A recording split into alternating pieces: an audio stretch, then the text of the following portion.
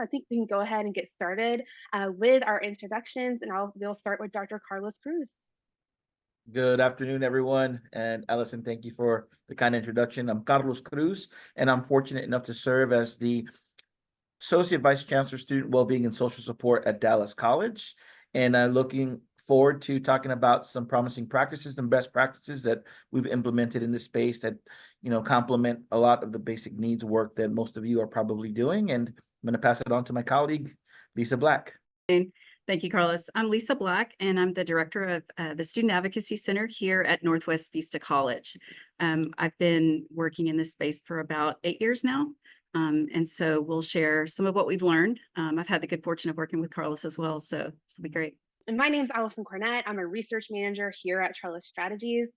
My background is in public health and applied anthropology, and I'm really fortunate to lead a talented team of serving qualitative focused researchers here at Trellis.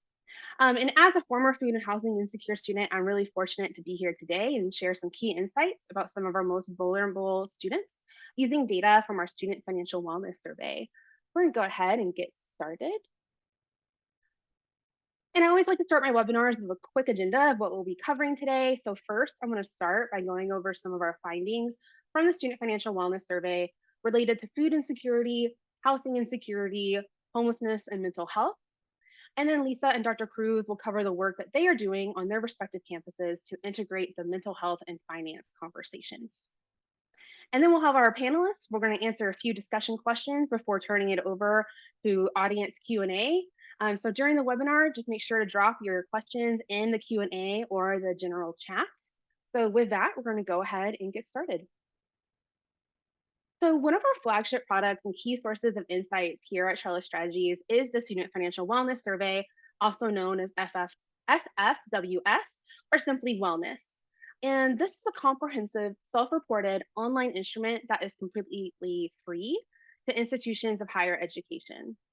We use the survey results to produce free customized reports and infographics for those participating schools. And then we also aggregate the data to create public-facing reports on various topics from the survey. And institutions like Northwest Vista College and Dallas College have used these results to raise money, develop programs, assess their initiatives on campus, and also build a culture of caring to better support and love their students. And while we've fielded this survey every year since 2018, today we're going to focus on the results from the 142 colleges and universities that participated in our fall 2023 survey. So in the fall 2023 implementation, we collected about 62,367 responses out of over 700,000 students for a response rate of nearly 9% at 8.8%.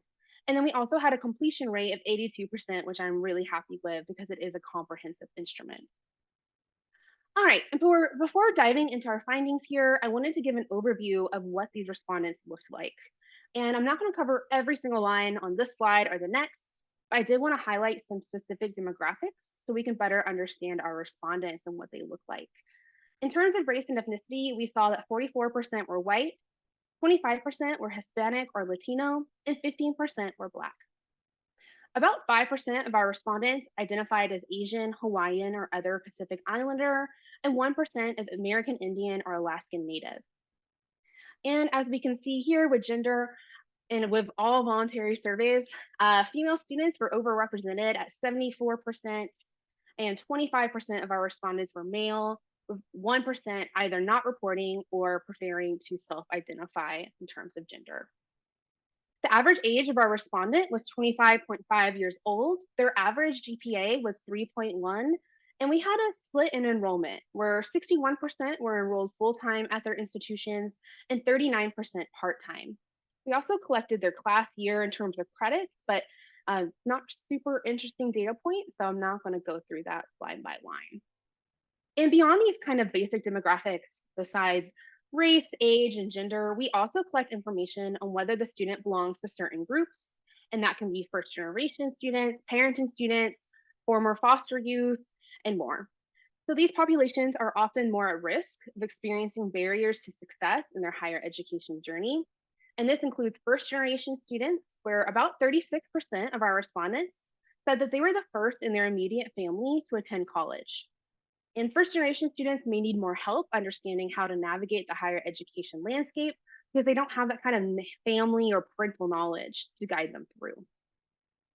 We also saw 21% say they were a parent to at least one child. And these students are more likely to struggle with financial insecurity and basic needs insecurity than their childless peers. We also saw 68% of our students were working for pay while enrolled, and that could be part time or full time employment. And students who work may see themselves as workers first and then as students second. And when that student persona becomes lower in priority, it may become more difficult for that student to focus on academics and persist to graduation because they're juggling other responsibilities. We also saw 2% of our 2023 respondents report being a former foster youth. And while this is a very small percentage of our overall population, these students often lack the financial means, stability, and support to be successful in college. And we can see this translate in real life where fewer than 1 in 10 former foster youth hold a college degree, either from a 2 or 4 year institution. So this is a very vulnerable population that needs special attention and interventions in order to thrive. We also saw 15% of our respondents identify as LGBTQIA+, and this population is more likely to encounter higher rates of discrimination, social stigma, and also basic needs and mental health challenges compared to their peers. All right, so let's get into the data here. We know that going to college can be a rewarding and fulfilling experience, but it can also come with many challenges and difficulties. Many of our students face hardships and stressors that affect their academic performance, their mental health, and their basic needs. So in my portion of the webinar today, we're going to explore some of our key data on student well-being in college. And first, we're going to focus on our findings related to food insecurity. So in the Student Financial Wellness Survey, we use a short form validated scale from the US Department of Agriculture to measure the prevalence of food security in the prior 30 days from the respondent taking the survey. So timing wise, the survey opens in late October and is open until mid-November. And this means that students have mostly already received their aid packages and they're well in the swing of things for the semester. And looking at this metric, we can see that more than 2 in 5 students had low or very low food security, with the rates being basically identical between our two sectors, where all of our 2 year institutions are here in dark blue and our 4 year institutions will be in orange. And that will be consistent throughout the presentation. We also see that 23% of our students are experiencing very low food security, which is the most extreme form of food insecurity. And that's where we really see severely disrupted eating patterns. They have significantly reduced their food intake, and they may even be suffering from physiological hunger. So really just want to highlight that nearly a quarter of our students are experiencing very low food security in the 2023 survey. And we saw many of these students report food insufficiency.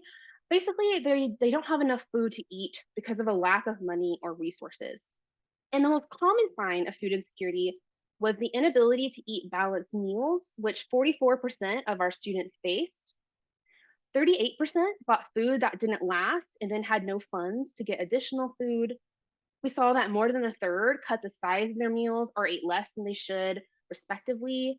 And then I think most concerningly here, 27% of our surveyed students were hungry, but did not eat because they had no money.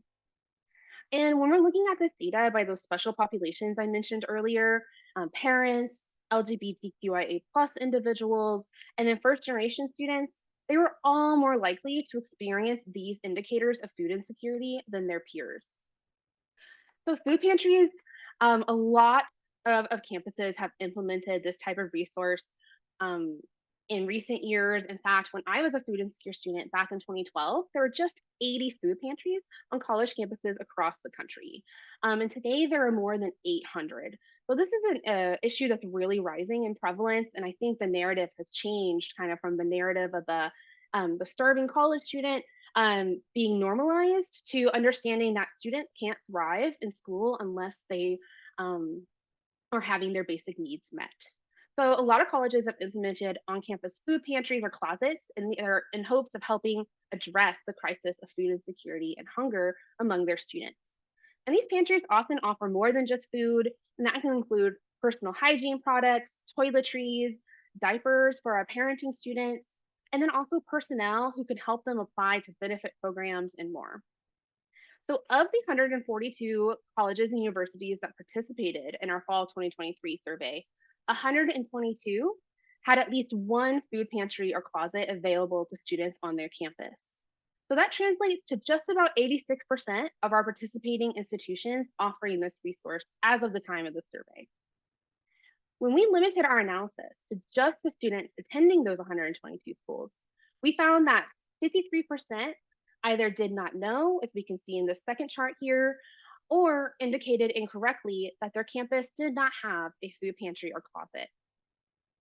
And kind of despite these high rates of food insecurity that we just saw on the previous slide, where more than 2 in 5 are dealing with low or very low food security, we only saw 15% of our respondents of that total 62,000 indicate that they have visited a food pantry on or off campus since January 1st of 2023.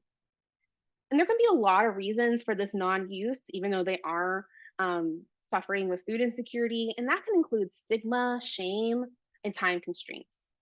And obviously, as we can see here, awareness is a big part of that issue as well. I'm going to shift gears a little bit and covering some of our findings related to housing security.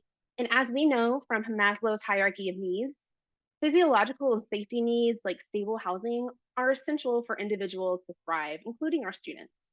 And without a stable living environment, it can be increasingly difficult for individuals to focus on their higher level needs, like relationships, their academics, and other avenues for personal growth.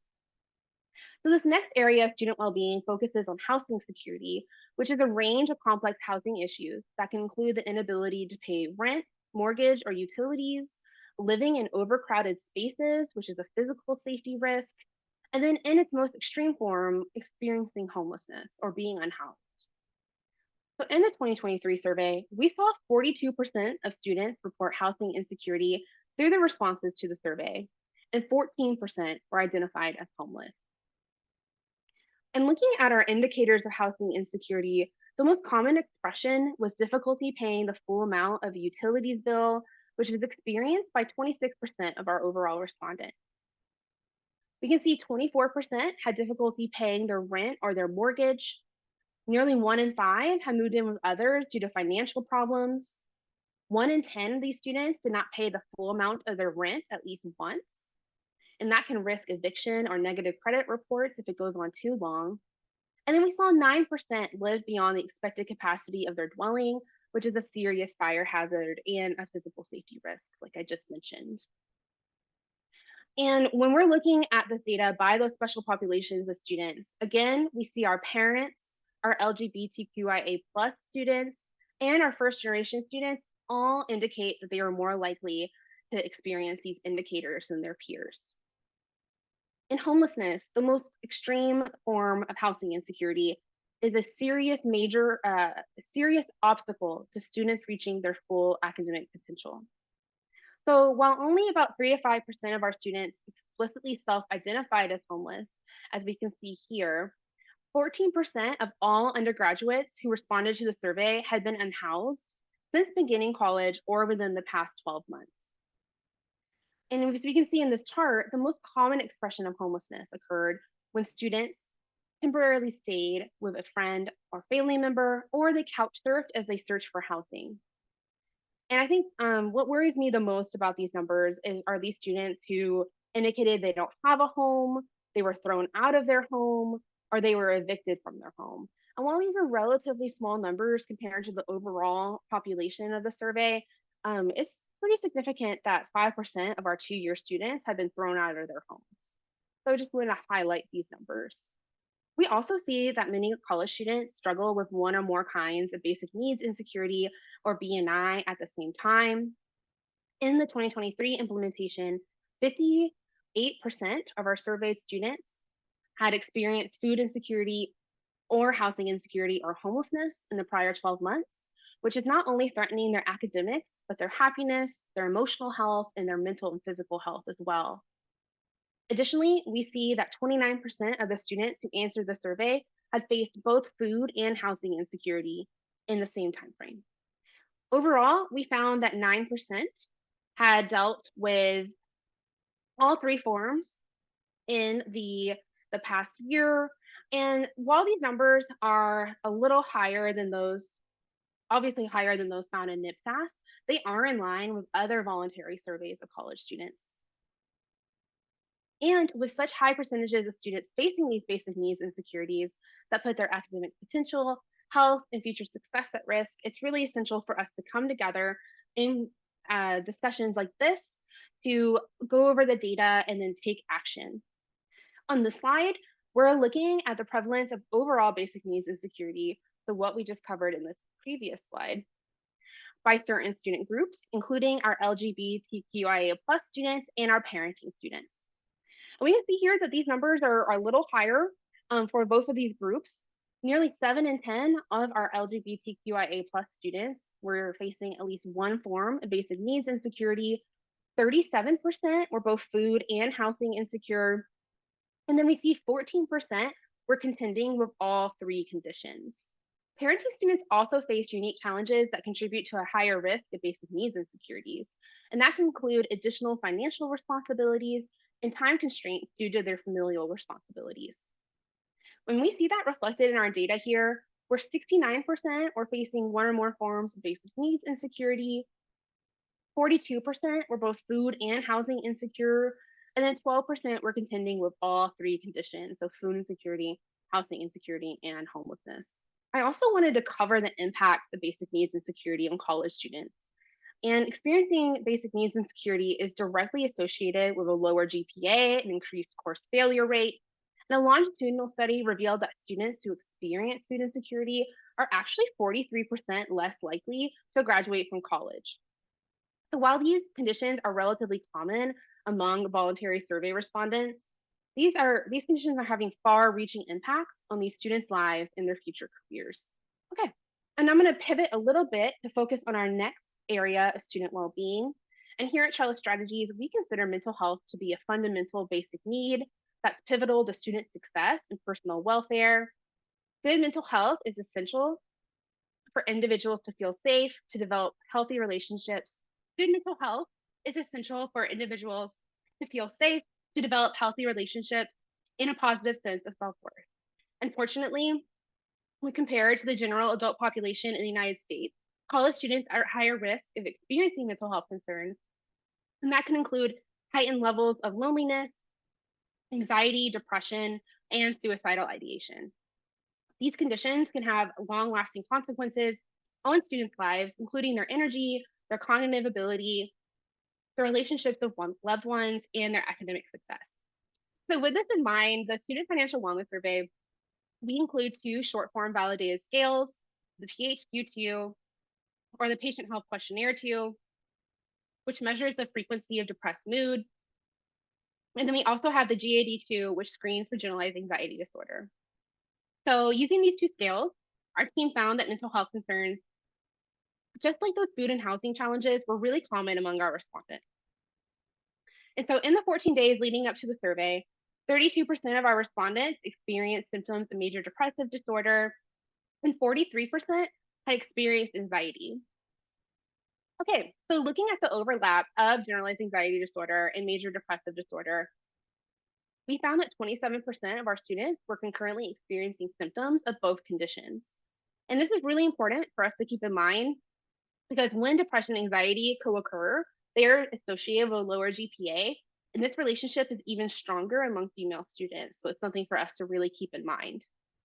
And when looking at the results of the PHQ-2, which again measures that frequency of depressed mood, we found that 66% had little interest or pleasure in doing things in the past 14 days, and 62% felt down, depressed, or hopeless in that same time period.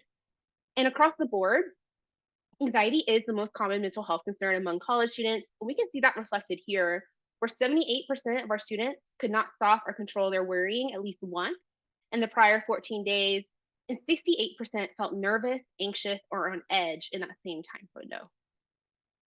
And looking at this, for those who indicated they're feeling this anxious nearly every day, 20% of our students were feeling this on edge and could not stop or control their worrying nearly every day in the past 14 days. And again, viewing mental health as a basic need is crucial because it has significant impacts on academic performance, happiness, and overall well-being. So we want to check in on what the mental health of our basic needs insecure students look like. So in this chart, you can see the dark blue represents respondents who are dealing with at least one basic needs insecurity, and the orange bars note those who are basic needs secure. So they're not experiencing any basic needs insecurity. And we can clearly see that those students experiencing basic needs insecurity were more likely to have a positive screen for generalized anxiety disorder and major depressive disorder, and by a magnitude of over 20 percentage points. So this is really significant.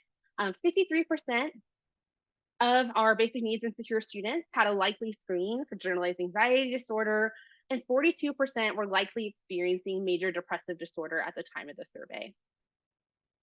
And this is my last slide before I hand it off to Lisa.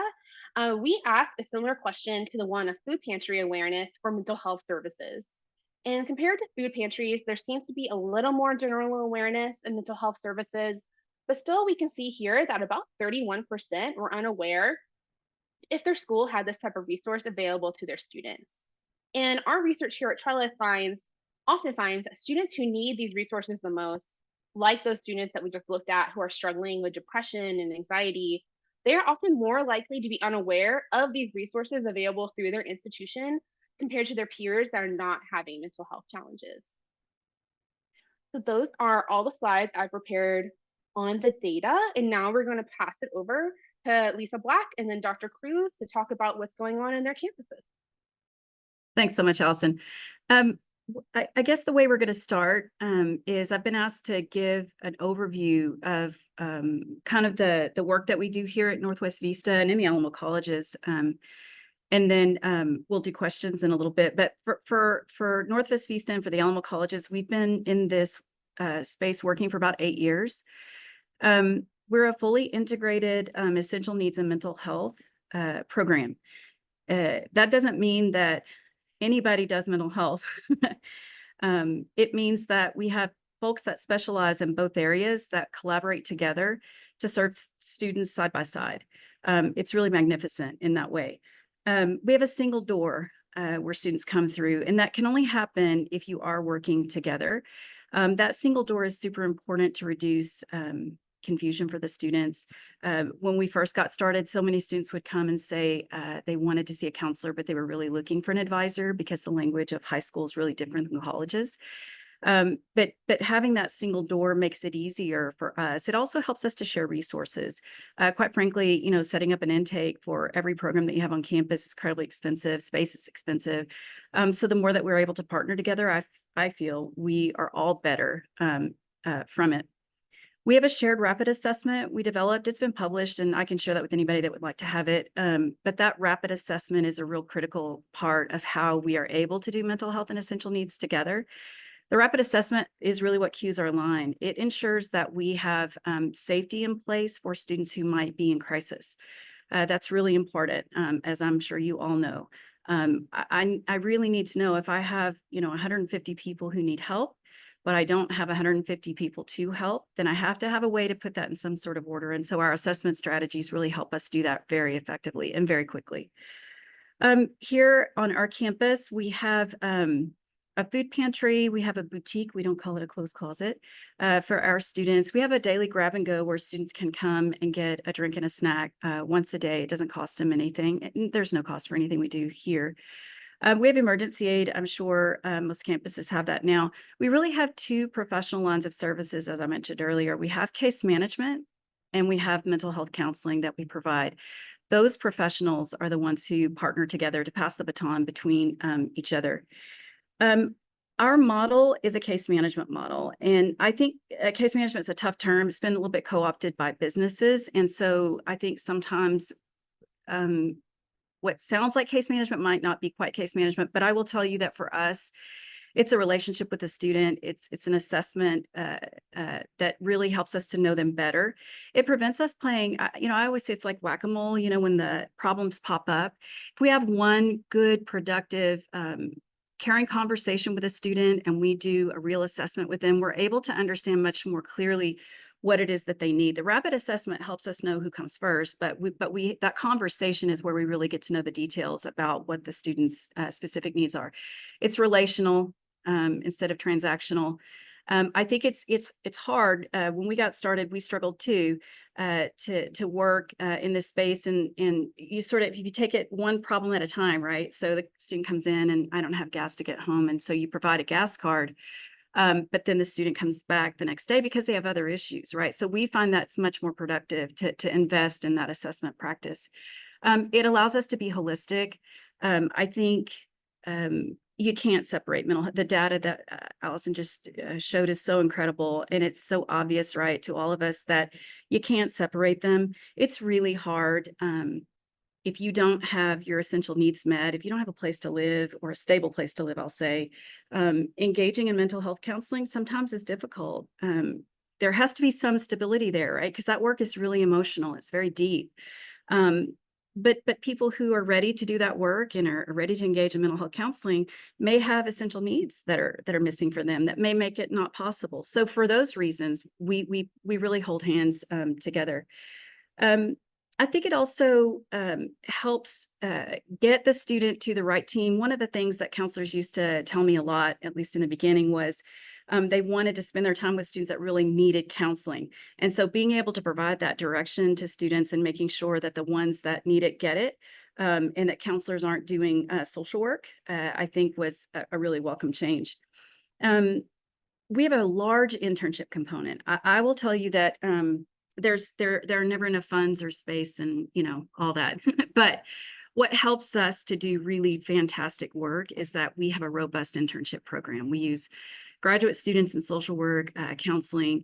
We do take some bachelor's level students, and we have students who are in disciplines on our campus who participate in faculty who send their students here to do placements with us. We have peer support. That's been a really beautiful extension of the professional team. The peers are so motivated, and they're so connected to their fellow students, and they're so eager to make a positive difference. I guess if I had to say this sort of this ecosystem that we're trying to imbue here at our college is we really want to take some of the pressure off the clinical hour. We say it to each other this way. We say, if the only time you feel good is when you're on the ride, in other words, if the only time you feel good is when you're in a mental health session, then it's not a good ride, or it's not a complete ride. And so thinking about the things that can be added to that is our great pursuit. We're students of this work. We are not experts. I think the moment we consider ourselves experts, then we'll stop learning, and that will be problematic for what we do here. So we try to be students of the work. We try to really listen. We use our assessment to guide as we're getting those in. We download them every day, and we look at that data once a month. We try not to overreact. Sometimes data can move quickly and you're like, what's happening? But we really use it to guide what we know about students. I think it's really tempting to say what you think students need. I've done it a million times, but our assessment strategies help us not guess. And that's, I think, really important. We want to create suicide safer communities. So we do a lot of training here. We do assist. We're in fact doing one today. We do mental health first aid for our faculty, staff, and students, and having sort of that extension of the advocacy work out into the campus where other folks can lend their expertise, I think has made us stronger. And then we want to leverage the students' own capabilities, their internal abilities, their ability to grow coping skills and self-regulate. And we have some strategies that are pretty specific around that. We've disbanded support groups. They didn't work because they're very stigmatized, but we do book clubs.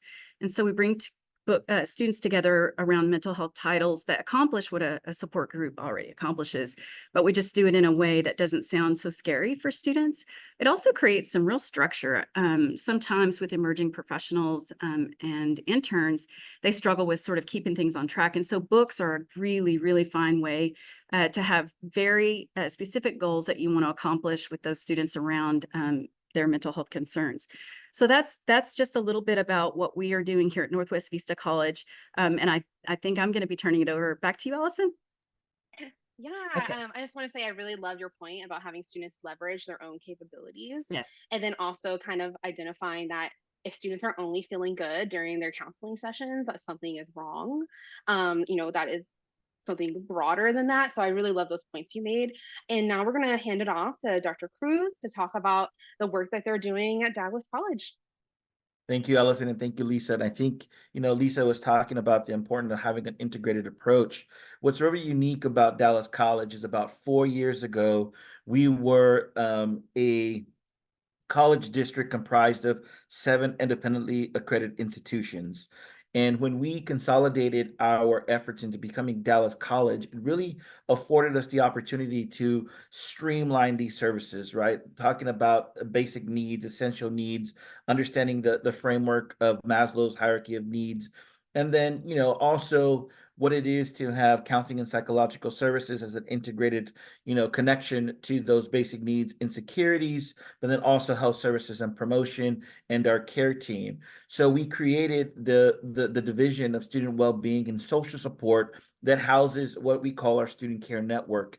And our student care network is very integrated in that approach to ensuring that, one, we have the proper assessment, like Lisa was talking about, to really gauge what the student crisis is and what the student is needing, right? And all of our staff is trained in a case management approach, right? And Lisa brought up a really good point about understanding what case management is and what's that connection and or engagement that we create with our students, right? And that really has helped us really navigate how we case manage and or get the training through NABITA and also through HECMA.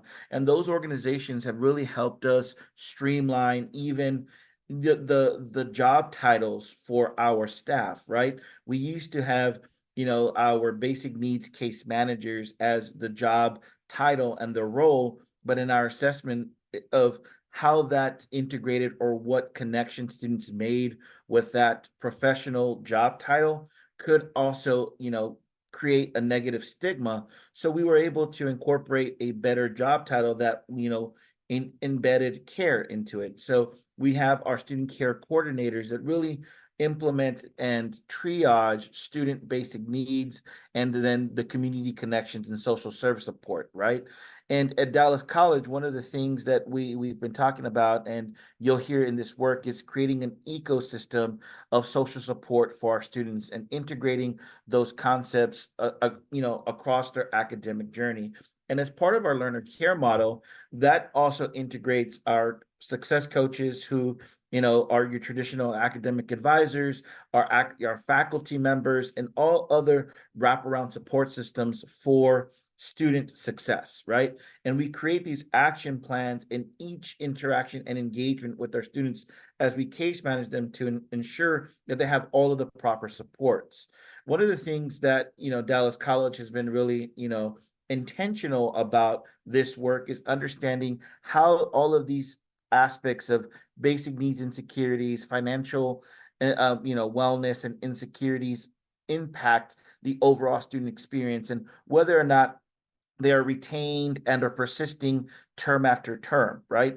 And for us, those are really important aspects of how we look at key performance indicators and how we can really impact that student experience and ultimately getting them from, entry to completion, right? And at Dallas College, the Student Care Network really, serves as that linchpin of providing those proper support systems for our students. And one of the things that we've expanded and which we've adopted as a framework beyond Maslow's hierarchy of needs is understanding the social determinants of health and the 8 dimensions of well-being. And all of those really come into play as how we've expanded our resources and offerings in regards to our clothes closets or our boutiques, our food pantries and other services that are relative to feminine hygiene products or diapers and or wipes for our community members, right? Because what we noticed was that community members were engaging with us and asking for a variety of different resources, but didn't know how to connect with the institution. So we've embedded these community days and opened up these resources to being an on-ramp on how we can upskill and or provide opportunities for our community members to get engaged with Dallas College and figuring out what's in the best interest for them and how they can be more successful in their career. So for us, it's, one of those aspects of the community days really has expanded our outreach and living our mission as Dallas College. Right. And, one of the things that we also invested through our health services and promotion was we knew that there was a big gap or barrier and access to, even vaccinations or testing for our students. So one of the aspects, that we have in the enrollment process here in Texas is the meningitis vaccine. We've invested into that and actually partnered with the state to provide, free vaccinations for our students across the board. So once were able to stream all those connections for our students, we were really able to, not just impact our enrollment and entry into Dallas College, but then making a meaningful and engaging connection for our students so that they can get connected with their student care coordinator and or get connected to the mental health counseling that we provide to our students, and then ultimately, what's the overall experience for them and their overall health and well-being. One of the things that we also have been focusing on for the last 2 years, and Allyson brought up the point in the survey, is our student parents are a marginalized community and are experiencing basic needs insecurities far more or higher than some of our traditional students. So what we did with a grant that we received through the THECB was, focusing on a family care program. And this family care program really, focuses on that student parent through a three-tiered approach, understanding basic needs, insecurities, but also how we can, provide, safety equipment for the household and for that baby and their child. So we also implemented providing free baby gates, baby, car seats, because what we were seeing through these mobile food pantries that we were doing, I think everybody experienced, going out and providing food to a variety of different community members throughout the pandemic. And when we would see our students coming through the line in their car, their children were not secured in a car seat, and or they had some outdated car seats. So we knew that was an issue. So providing the support for our students was one aspect. And then the second tier is that we would provide financial literacy education courses. We provide some also counseling group sessions for those student parents, and then also integrating, the importance of academic advising and re-registering for their course, for their following term, right? So all of these aspects and what we're doing here at Dallas College just gives us the ability to bring to scale, the ability to reach our students, but also creating that ecosystem and leveraging external partnerships to ensure that we can provide that long-term care plan for our students and that they can really build their own self-agency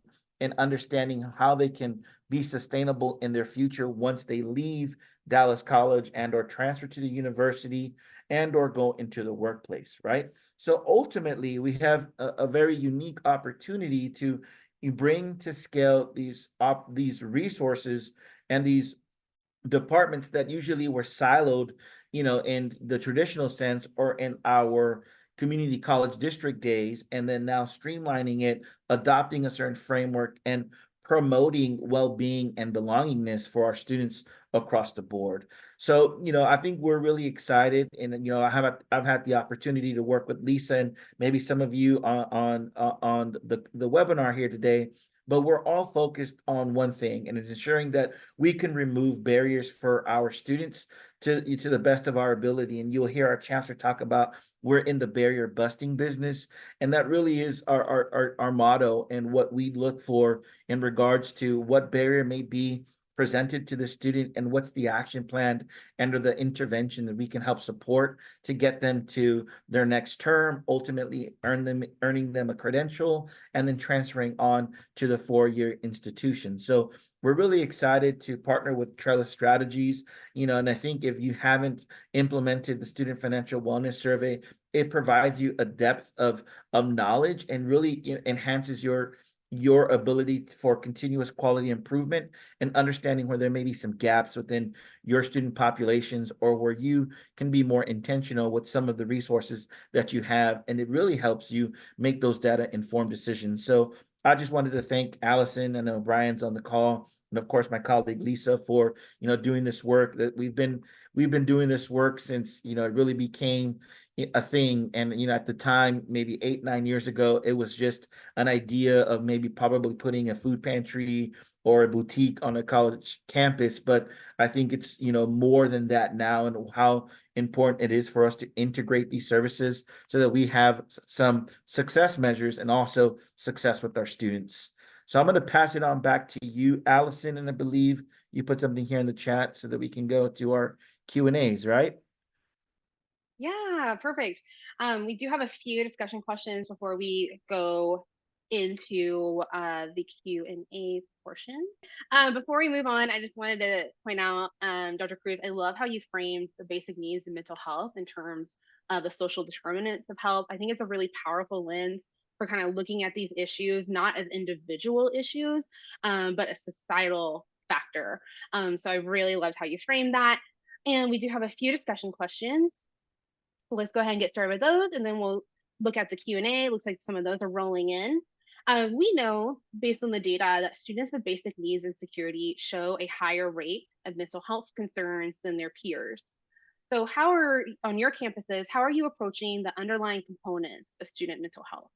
I think Carlos did a great job of explaining the integration piece, and I love that he had hit on things that I didn't, because I mean that's the ecosystem. It's big, right? And it seems like a lot, I think, when you're trying to take this on. What we are really focused on is we have on-site emergency support that's there, that addresses that bottom of Maslow's, right? And then we have the professional work that happens, but those things happen hand in hand. We staff cases together. Our case managers collaborate with our counselors. Our counselors don't have to figure out housing issues, because that's really hard. That's, they have enough to do to work with a student around their mental health. That's not something that can be added to that burden. The other thing that we do that's, I think, really important, and I'm saying this, I don't know if it fits here, but it's because I'm an advocate and I just got it. We provide mental health equipment to students. And I think it's really, if I can encourage you to do anything, please do that. For years, I would say, get a journal. Have you tried journaling, or have you tried a weighted blanket? That really does help folks who struggle with anxiety. Sometimes that improves when you have a better sleep hygiene, right? But if we agree that students can't afford food, we have to understand they can't afford that mental health equipment. It's not unlike what Carlos was talking about with child seats, except that if you want them to be in a classroom with 30 mouth breathers and they're on the spectrum and that activity is really challenging, give them some noise canceling headphones. It's the coolest experience when you provide that to a student. They always ask us, do I have to bring this back to you? They even ask that about the blankets, which is fantastic. But I think we are looking for things that build that student's capacity to care for themselves. We have also a sensory safe space. A lot of colleges are trying this now. We have one here.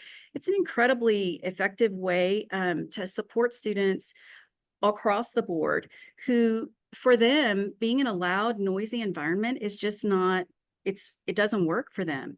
Or if I have a mental health concern and I'm here on campus, I'm doing pretty great, but I have a bad day, there has to be a place for a student to go. The very first emergency call I did here on this campus, I got there and the student was out in the hallway and just crying, and just snot and, all the things that happen when you're emotional. And it was in a hallway in front of a bunch of students. So I think giving students a place where mental health is embraced, it's prioritized.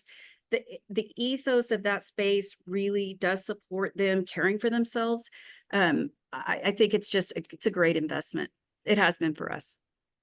Yeah, and I'll just add that ensuring that the counselors can actually, or the mental health therapist, have the ability to do their job, but they're supported with all of the other departments and or integrated services that you have. And we're not in the business, and I think this is something that's really important when it comes to mental health, that we're doing brief solutions focused therapy, right? We're not necessarily in it for the long term and going to be their therapist for the next 2 to 3 years, but embedding and ensuring that we have a partner within the community and or a resource that could leverage that long-term care and therapy plan for them, right? So what Lisa talked about is that mental health equipment is really, that also is a basic need for them, right? And being able to leverage that as part of their therapy program is vital and key. But then also how you have that integrated approach with that ecosystem across the board, because we only have so much capacity and or space to do the job, right? And you're talking about, at Alamo, you're talking about almost 100,000 students. We're at 120,000 students, and you probably only have a staff of a finite number of folks, right?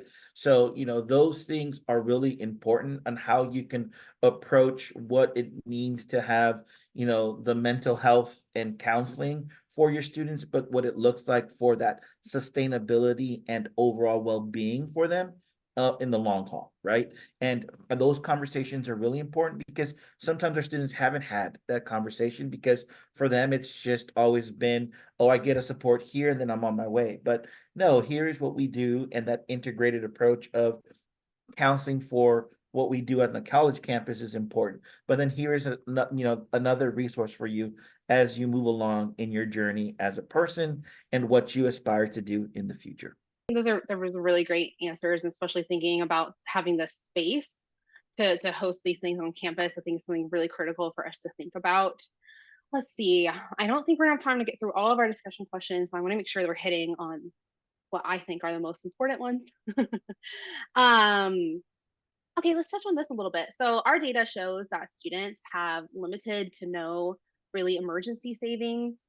And how does this lack of resources impact student mental health? And then how are you managing things like that emergency aid in the post-HERF fund era?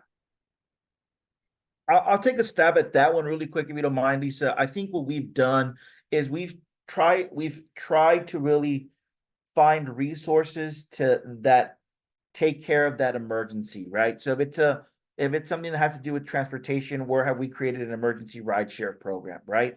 If it has to do with housing insecurity, where have we connected with local hotels to provide shelter for them for the next 2 weeks and then getting them permanent housing, right?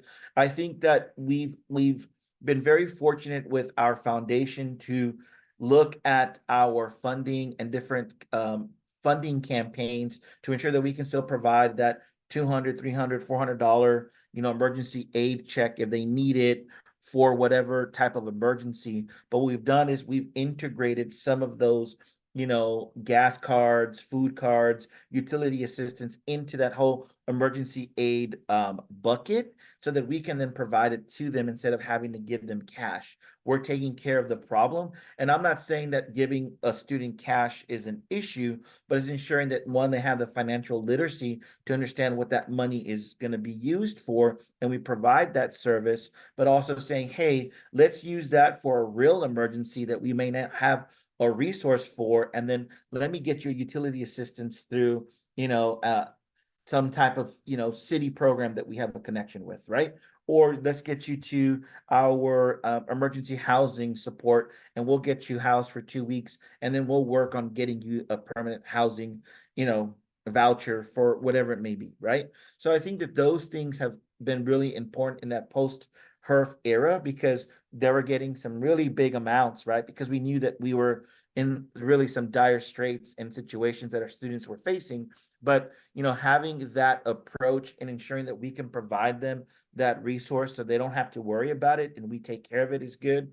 And if we don't have the resource, let me go ahead and get you the $300. And we do that, per semester, right? But we're just very intentional with how we are utilizing our liquid cash to then also leveraging our resources that mitigate that, exhausting all of those funds within a year or two, right? And it's all about that strategic 5-year plan that you create and what you have in your emergency fund, and then what can you take care of through donations and or resources or partnerships that are part of your integrated approach of the essential needs, advocacy centers, basic needs, and so forth.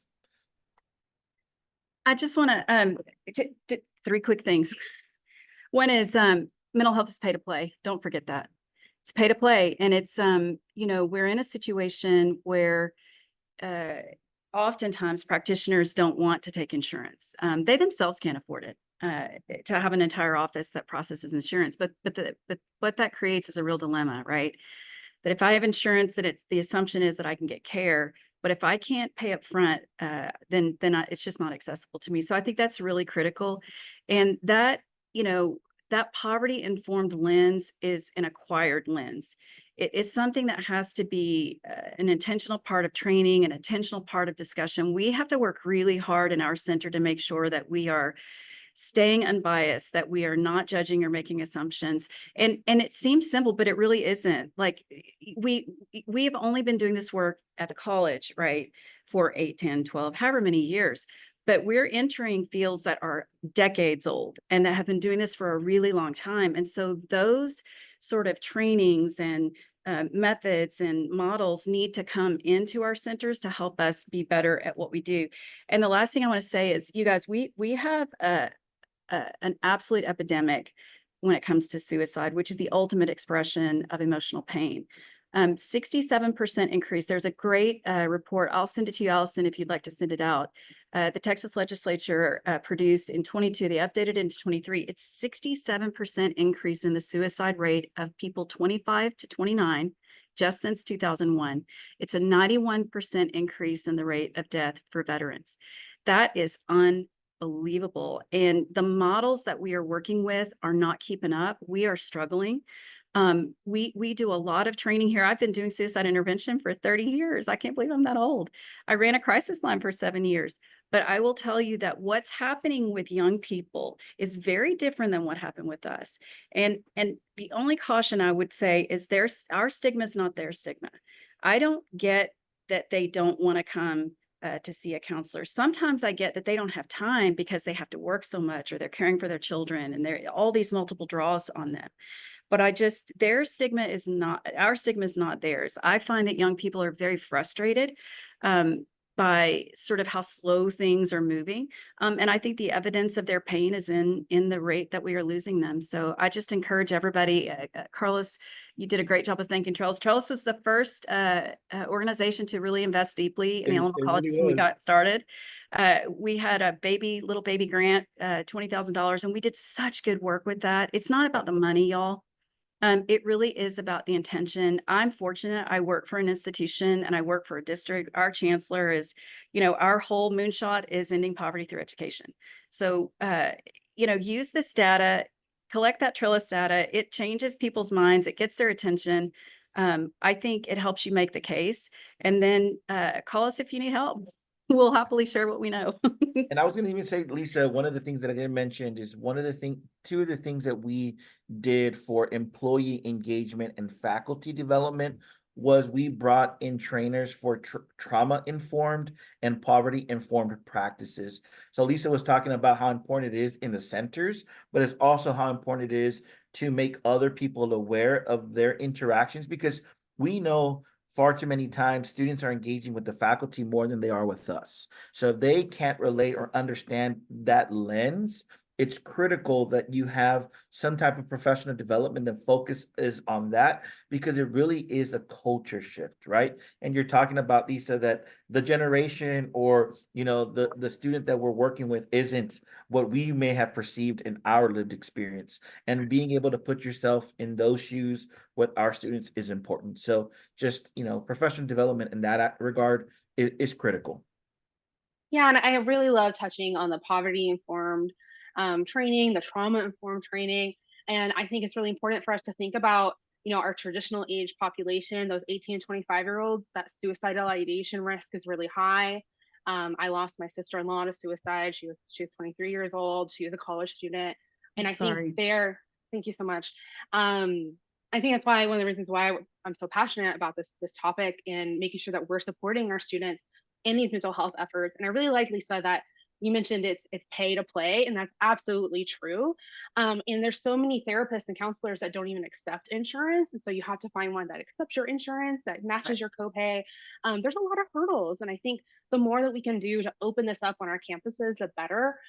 We are right at time. I did want to quickly ask Carlos. We had a few um, questions coming in about the funding that you received to offer the car seats, and just checking in on how y'all are able to fund that activity before we wrap up for today. So that was a grant that we received through the THECB about a year and a half ago for, I think it was called a Student Success Improvement Grant. And we were able to leverage that as a pilot. And we were only supposed to serve 100 student parents, and we wound up serving 150. But it gave us the opportunity to leverage that with our board of trustees and saying, hey, we need to bring this to scale. And here's how much money we need, right?